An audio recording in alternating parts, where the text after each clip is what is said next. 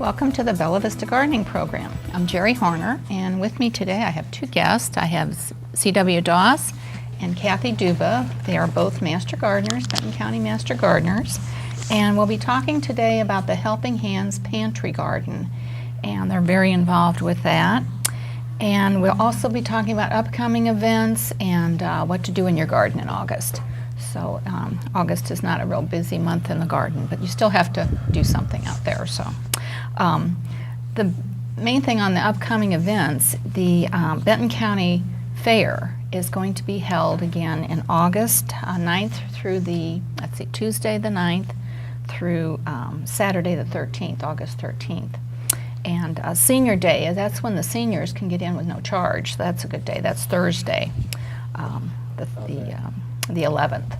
So the Master Gardeners have a booth inside, and then they also have a booth outside, and Kathy's been involved with the outside booth, and she's going to, tell us a little bit about that.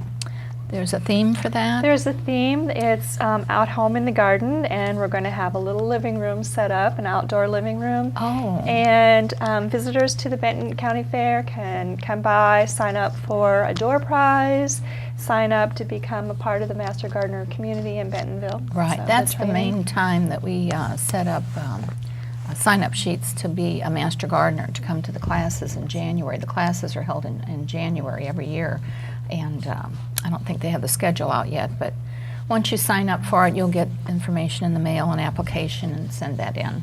And it's a great organization. I've been with them for, 16, 17 years, I guess, but it's a great organization. So, and you can get more information on their website, and that's bentoncountyfair.org, and that lists all the times when things go on at the fair. And the inside area is, we're doing the produce, we're judging produce and floral and horticulture, all the plants you can bring in, and just, you can get prizes, you can get money for your plants that you grow. So we're always looking forward to the fair. So, but today we're talking about the Helping Hands Pantry Garden, which is, Helping Hands has been in the area for, 40 years now. And they just do wonderful things for people that need that helping hand. And now this year, we've expanded. The Master Gardeners have gone into the property they own next to their resale shop in Bentonville. And I know CW has really been involved with that from the very beginning. Correct. And they have acres and acres of property, 7.5 acres, right? Yes, they do. And so, but you're just doing about a third. A third of an acre right now. Right now? That's the part that is fenced in, that's actually set up for vegetable gardening right now. So that's what we were involved with, yes. And then if we see that CD, we see the dirt that was delivered, and you said this was really good dirt with a lot of nutrients in it. 20% turkey litter, topsoil with 20% turkey litter, and I don't know of any of our growers that amended it at all, and we had wonderful great production. So we were lucky. We really got good soil to start. And then when they started, they had some beds already set up. And I think Helping Hands was trying to do this a couple years ago with the Seventh-day Adventist Church. That's correct. They started it, and it just kind of never went anywhere because they didn't have any water. For a couple of years, they were bringing buckets of water or something. Well, they had to run a hose all the way over from the main building, and they had no pressure. So so now there's water out there for the beds. That's right. This year they put in a faucet for us, and so it's worked well this year. So they filled the beds with that great soil, and then this is a picture of how many beds do we have now? It's 20 total. 20 beds. Vegetable beds, and then one or two pollinator beds, but age of 12 or 14 of the beds never even had soil put in them, so that's what we were doing. So okay, now when you set up those beds, you put something under the soil? Under the soil, yes. Those beds, we were covered them we covered the beds with cardboard, and then we put a layer of mulch on top of that, and then we filled them with dirt. And overall, we've had pretty good weed control. That's Bermuda grass, and oh, that's so invasive. Terrible to deal with. Yeah. But did pretty good with the cardboard and all. Oh, It that's worked good. Well, yes. Well, I've used newspaper in my, on my beds Yep.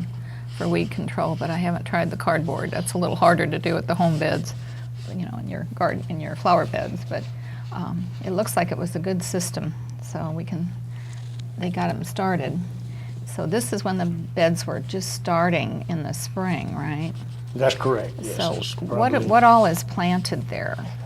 Well, I know we have onions. There were there. onions. we have beans and squash and melons and cucumbers and tomatoes and peppers and eggplant, carrots, Beets. beets. So that's what we. Really a Green big beans. variety. Yeah. Okay. And then this is a close-up of the onion beds, and so we've got onions galore there. Right, And and those they're are, really those have big. come out now. They've Yeah. went to maturity and that bed's been cleaned. There's 4 tomato plants in that bed. so. Okay. And then the beans, they always like to grow on trellises or something to grow up, so Yeah. the beans are. and There I are s- pole beans and bush beans. There's both varieties there. Both varieties, okay. And then use straw for the mulch around the plants? There was some straw that was used in some of the beds, Some of yeah, them. to keep So the you're kind of moisture in. experimenting different beds with different treatments or something, or see what works best, or? Well, I think that was mostly used for moisture retention, Uh-huh. and so some opted to use it and others didn't. So the master gardeners are the ones that are really maintaining this bed? Right. Each master gardener involved chose a bed, planted it, and maintained it. I see. So they water it, or they?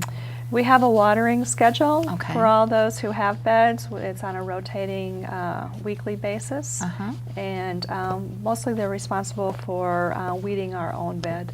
Okay. Yeah, and then there's a schedule for harvesting too. Oh, so. that's great. Okay, now these along the side, I think those are grapes, right? Those are grapes, and those are actually maintained by the church, so we don't really, master gardeners have no Okay. involvement in that project there. Okay, but that's still on the property there. It's They're still on the property. That yeah. borders yes. the garden. So the Seventh-day Adventist Church is Right, that's maintaining correct. those, and they're harvesting off of that. So I think that's a close-up of the grapes there along that fence there, I think. And then the beans, they've really, really thrived in there, haven't they? They have Yeah, they some cucumbers totally in there filled that too. in. Cucumbers. And then, of course, the master gardeners, there's our watering, master gardener watering the beds, so. But there's no drip irrigation system set up yet, or? Not now, So- right now, that would That would be require a- getting a grant, because you're looking at a lot of money, and so, that would be the next thing, so we That just would, gotta that see would be where a we gotta go. great so. system. We could just turn on some water Yeah, and, Yeah. but for now, the master gardeners are just taking care of that, so. That's our pollinator bed that Okay. we planted to attract bees. So there's native plants. There's a picture of it.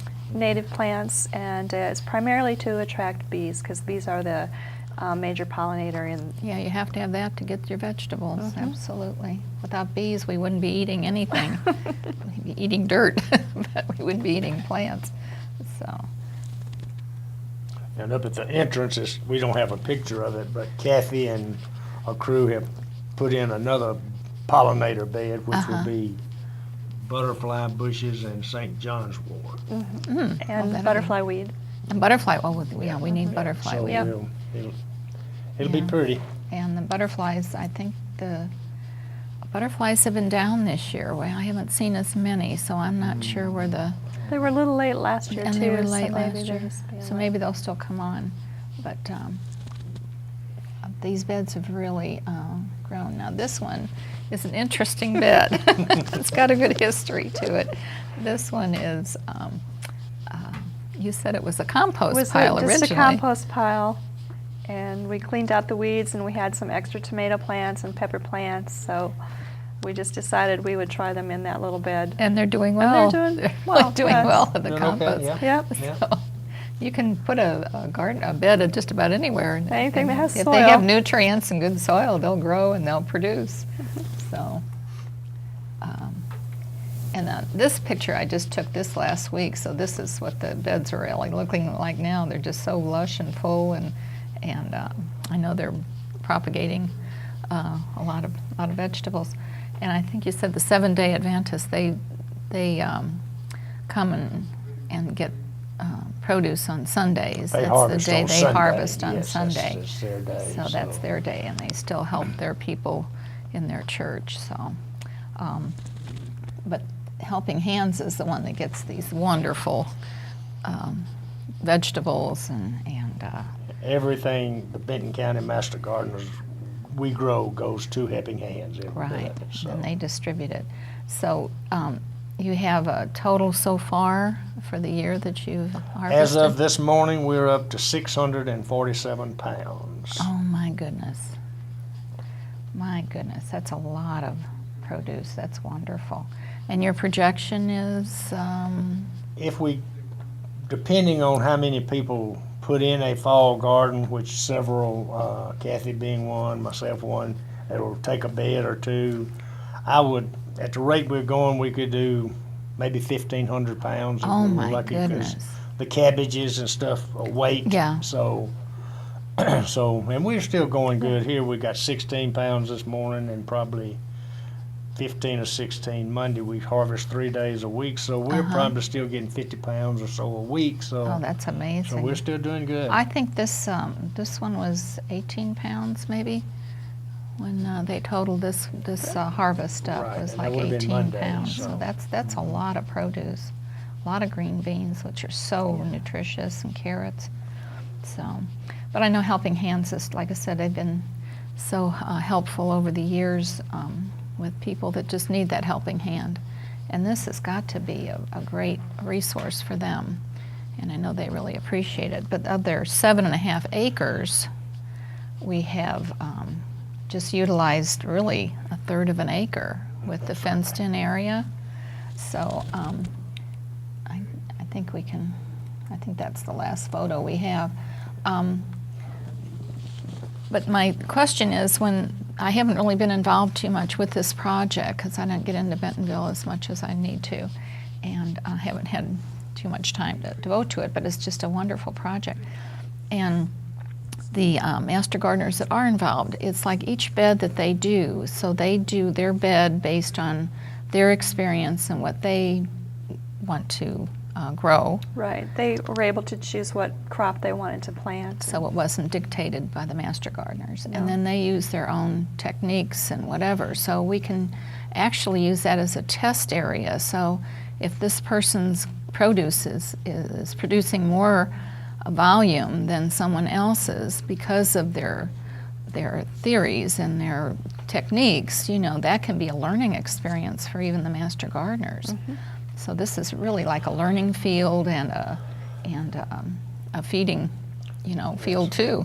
So we're benefiting the Master Gardeners and our knowledge by just using all these of it, beds. everything is contributed by the Master Gardeners. We Helping Hands, they furnish the water. All of the plants and stuff, we get donations, but it's the Master Gardeners. Master Gardeners doing all of it.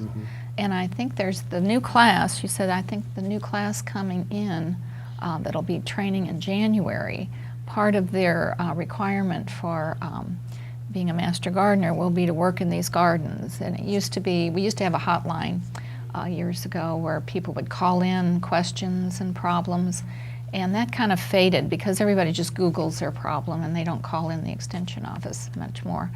And years ago when you were a Master Gardener starting out, you had to so many hours on the hotline.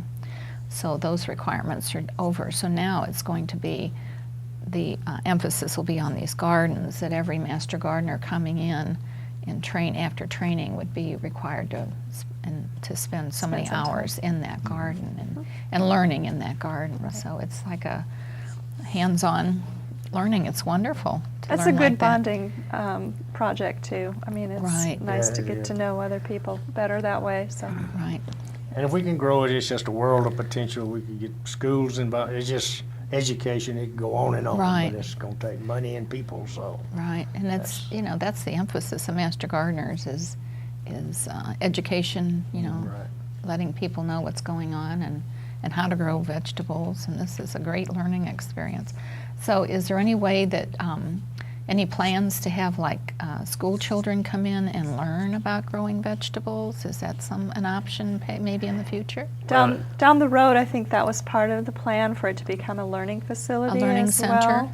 Mm-hmm. Absolutely. But this is just our first year. Right. We're getting our feet wet and trying to find our way around things and getting established. And so we are looking at expanding our program and using that facility as a way as community education. Because I think down in Fort Smith, there's the Chaffee Learning Center, and they do a lot of that, having children come in and people come in and learn how to grow vegetables. Because a lot of people are really intimidated by growing vegetables. They think that's something they can't do. And, if you have a raised bed, especially in Bella Vista, you need raised beds. But if you have a raised bed, you can just grow about anything if you have the right soil and, the right sun exposure and all. And this is all out in the sun. This is total sun. Total sun. So of the 7.5 acres, the future could be other organizations coming in. We'd like to have other organizations and clubs coming in and utilizing this area also. Yes, we would. In my mind, and of course, nothing has been firmed up, but, maybe Helping Hands has said we can utilize that space any way we want to, as long as, we do it in a husbandly way, so, Right. which we would do, but we would be maybe in control or sort of administer things, but we could go with community. Is there any kind of option on that much acreage? So other volunteers, we would work together and try to expand. And Now the main focus here is to do this without using chemicals, right? as much as possible. As much yes. as possible. So we want a more organic type of setting rather than using any chemicals. There is an orchard that they have started too. Okay, there's going to be an orchard. So we're talking about fruit trees and blueberries and Well, the orchard right now, we have 6 apple trees and we have 4 fig trees, and the Bella Vista Garden Club donated $200, and this fall we will buy as many fruit trees as we can, Oh, that's 7 or wonderful. 8, to put into the orchard. So that's outside of the fence. That's not inside the so third that's of going an to acre. be That's- utilizing more of that 7.5 acres. That's right. It's So- to the east and north of the fenced-in Well, the area. problem, I think, a lot of the problems with community gardens, where somebody takes a bed and just grows what they want to grow, and they maintain it, the problem is, if they don't maintain it, then the weeds that grow in their bed go over to the next, bed, and you're fighting, the weeds that you're not responsible for. So, community gardens can really be hard to manage when just one person's responsible for a bed and they don't maintain it. So it is a little bit difficult to just give a bed to someone and hope that they would utilize it correctly. So, Yeah, in a community garden, the way I understand most of them, it's the people that grow it, it's for their use. right, Ours is 100% donated to Helping Hands to give to people who that's really need it. experiencing food insecurity. That's our Right, mission, is right. 100%. It's, So not necessarily yeah, just we don't keep any of the produce for ourselves. right. none. Okay. Well, that's just a wonderful project, and if you do want to be involved with this project and have a bed or get involved in some way, you can just call the extension office, and that number, I think they're going to show it on the screen. It's in Bentonville on 14th Street, and I don't have the number right here with me. There it is. It's 479-271-1060. So you can just call them and tell them that you'd like to be involved with this project, and maybe take over a bed, or donate plants or donate trees or whatever you'd like to do to help with this garden. So that would be a great thing Cash for people donation, and it would be, any cash donation would be donated to Helping Hands for the garden, and it would be tax deductible. Because Oh, okay. we're not a 401c3. but Right. 501c3, but Yeah. they are. So. They are. So it'd be all through Helping Hands, the So- donations. So that would be a great way to, if we could utilize the 7.5 acres There'd be thousands of pounds of goodness. produce coming out of there. It would be unbelievable. We might need a dump truck to pull it all out of there. Yeah. It would be so much produce.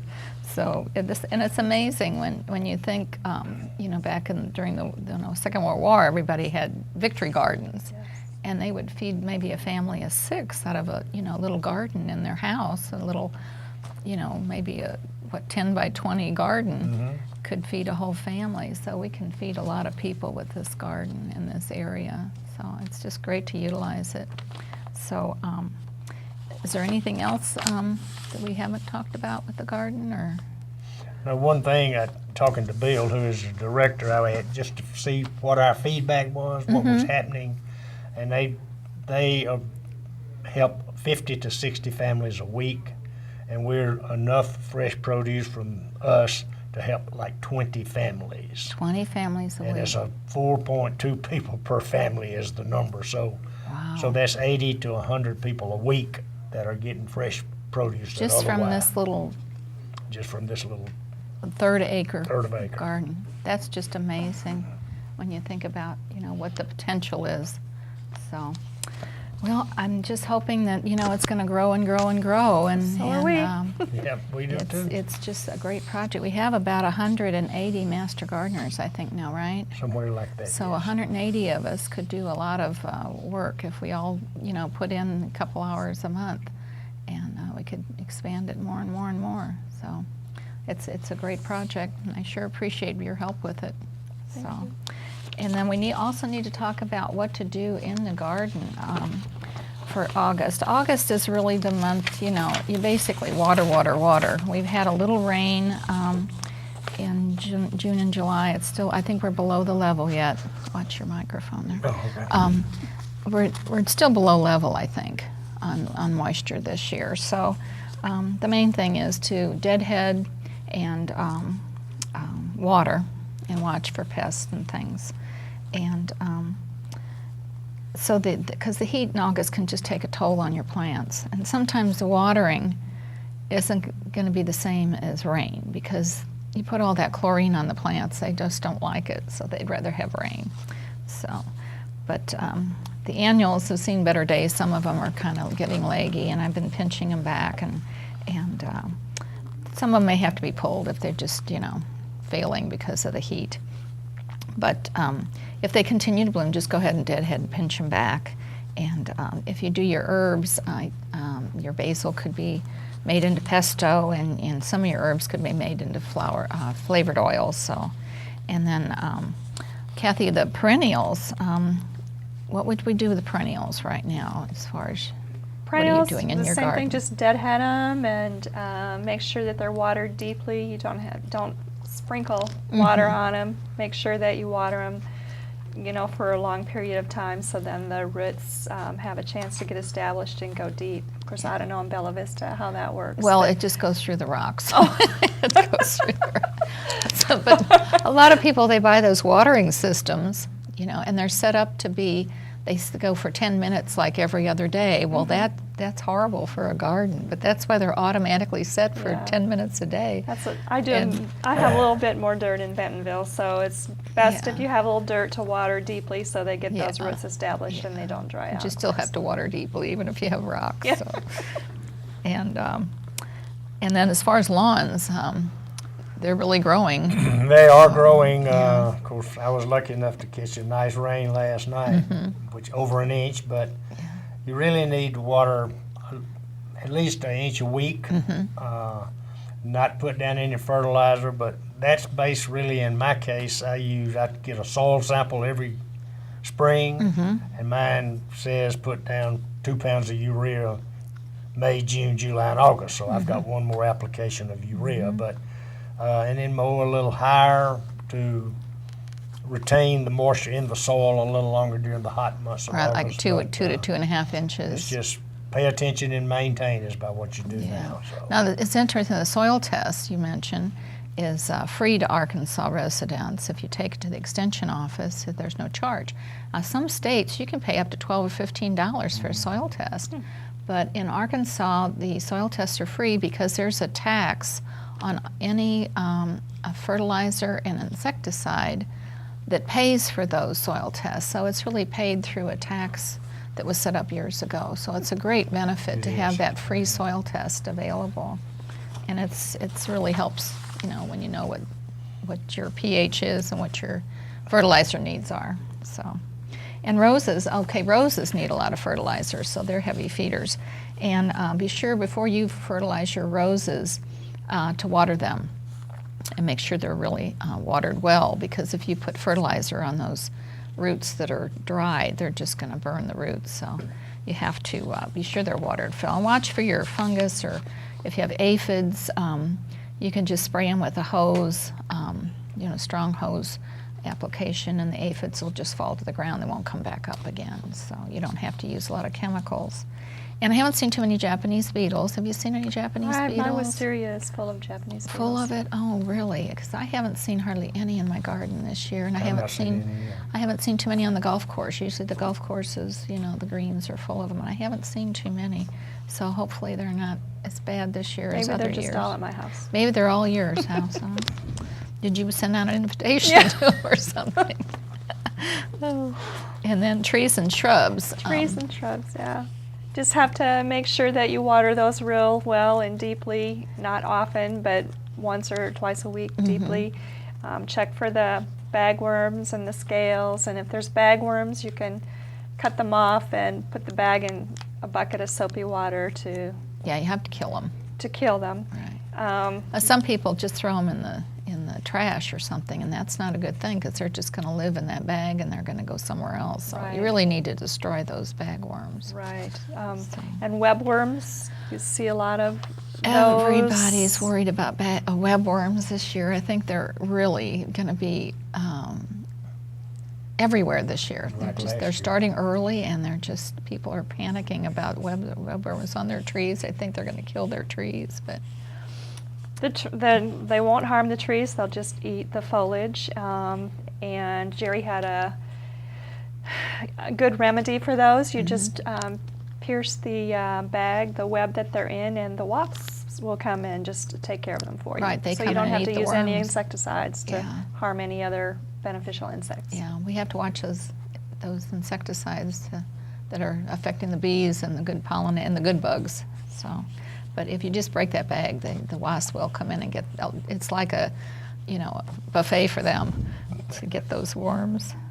So, and then of course we talked about vegetables from the vegetable garden, but in the home vegetable garden, what are people to be planting now, do you think?